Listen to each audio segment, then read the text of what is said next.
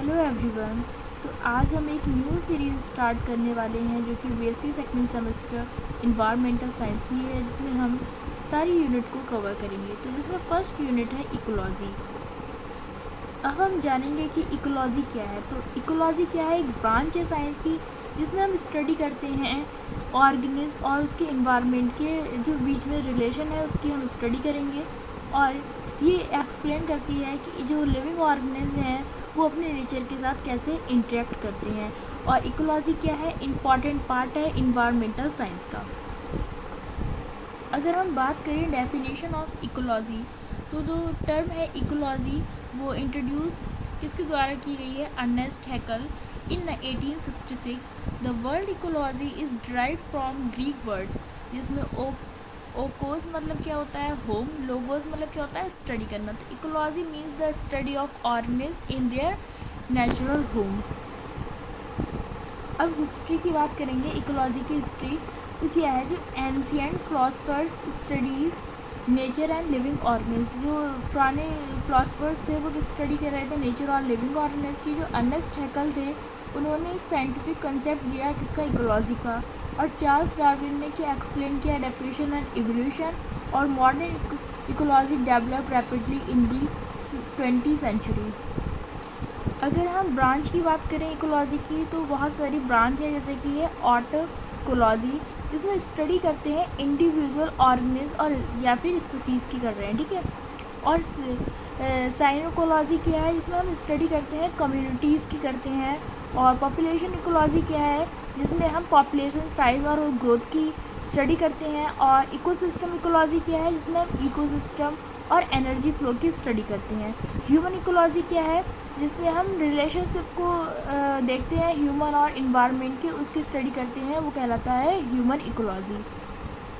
अब स्कोप क्या है इकोलॉजी का, जैसे कि है conservation of biodiversity, pollution control and environmental protection, wild life management and conservation, sustainable development, climate change and ecosystem studies. फिर नेक्स्ट आता है basic principles of environment and ecology. तो क्या प्रिंसिपल्स हो सकती हैं, जैसे कि जो कि जितनी भी चीज़ें हैं नेचर में वो क्या है, इंटरकनेक्टेड हैं। फिर energy flows through ecosystem from producers to consumers.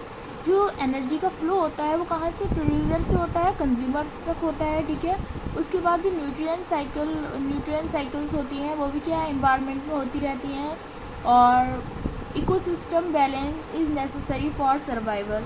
और जो इकोसिस्टम का जो बैलेंस है वो हमारे सर्वाइवल के लिए बहुत ज़्यादा ज़रूरी है। और जो ऑर्गेनिज्म होते हैं वो अपनी इन्वायरमेंटल कंडीशन के अकॉर्डिंग ही अडेप्ट कर पाते हैं। अब इन्वायरमेंटल फैक्टर्स जो कि बहुत इंपॉर्टेंट है, जिसमें क्या होता है, environmental factors influence the life and growth of organism. They are divided into 2 main categories. तो क्या होते हैं, एबायोटिक फैक्टर्स और बायोटिक फैक्टर्स। अब जो एबायोटिक फैक्टर्स होते हैं, तो एबायोटिक फैक्टर्स क्या होंगे, जो कि नॉन लिविंग कंपोनेंट्स होंगे, जैसे कि temperature, light, water, soil, air, humidity. तो ये फैक्टर्स क्या हैं, एबायोटिक हैं। अगर हम बात करें बायोटिक फैक्टर्स, जो कि क्या होंगे, लिविंग कंपोनेंट्स होंगे इन्वायरमेंट के, जैसे कि प्लांट्स हो गए, एनिमल्स, माइक्रो ऑर्गेनिज्म। और इंट्रैक्शन, इसमें क्या होता है, इंट्रैक्शन भी इंक्लूड होता है, जैसे कि कॉम्पिटिशन, प्रीडेशन, सिम्बायोसिस।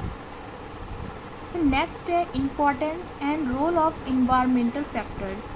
तो जैसे क्या है, maintain ecological balance, control growth and reproduction of organism, help in nutrient cycling, support biodiversity, essential for ecosystem stability and sustainability।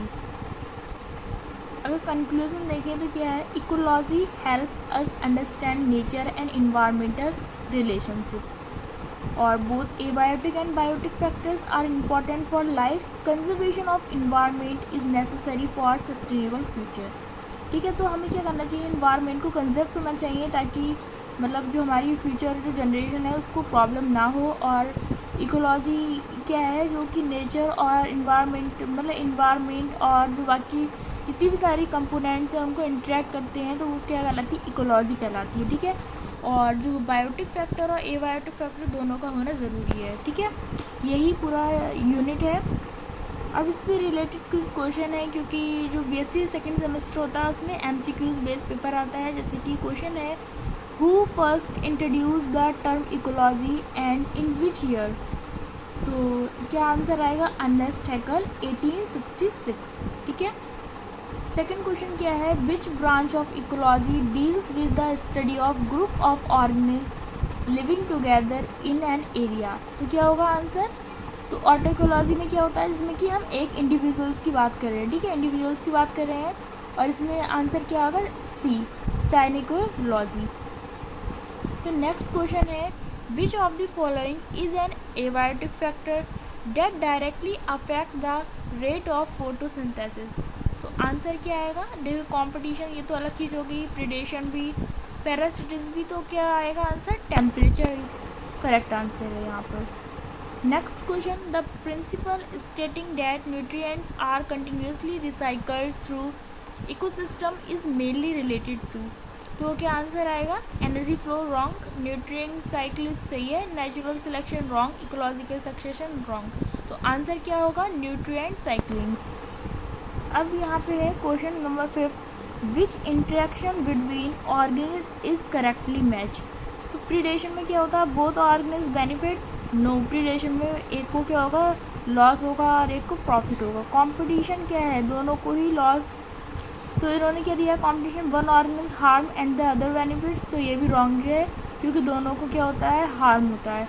Symbiosis, close association between two organism, ये right है। Commensalism, both organism are harm, no, एक को harm होता है और एक को कुछ भी नहीं होता है। ठीक है, तो आंसर क्या होगा, सी ऑप्शन इज राइट। ठीक है, बस यही था, आई होप आपको समझ में आया होगा। Thank you.